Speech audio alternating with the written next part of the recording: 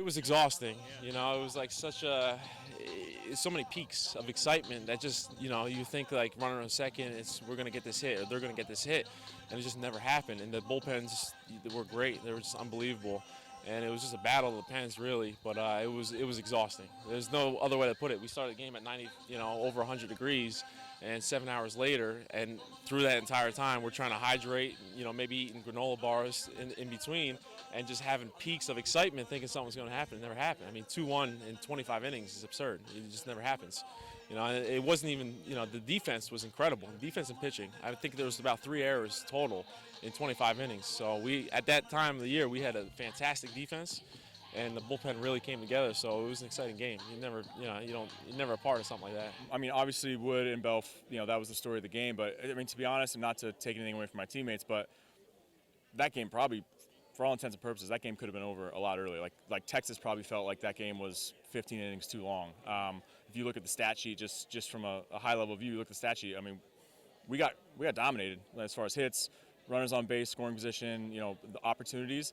But I think it also speaks to the way that our pitchers battled and our defense stepped up, and we held off those high tense, 2 outs, bases loaded. It seemed like we had that every inning.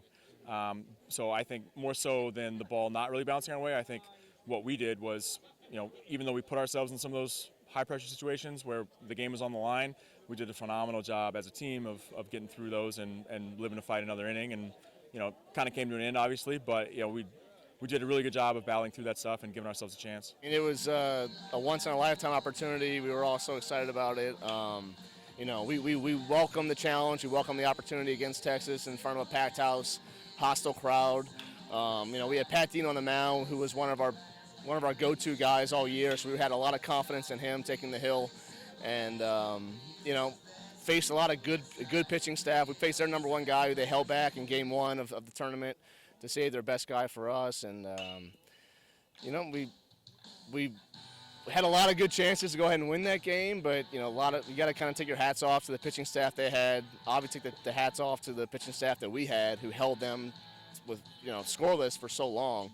We obviously wish things would have turned out a little bit better, but made history in a way that game. So, obviously an opportunity we'll cherish forever. I guess, it's kind of crazy. It's the first time I've ever been able to play 2 full games at 2 different positions. So I played nine innings at third base, 9 innings at first base, and then another 7 back at third in the same game. So it was pretty interesting. But the thing that stood out the most was that all of the fans stayed the whole 7.5, 8 hours, and everyone was involved in every pitch, and it was pretty cool. It was special. They were kind of announcing the records that we were breaking throughout that time frame, and just the fact that the support that we had from the local fans, along with some of the BC fans that made the trip down there, was pretty special, and it was a great night.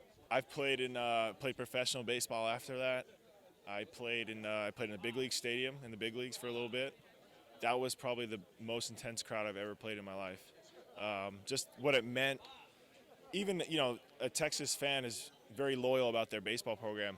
And for them to clap after the game for our team and almost have respect for our team, it was just one of the coolest moments in my career.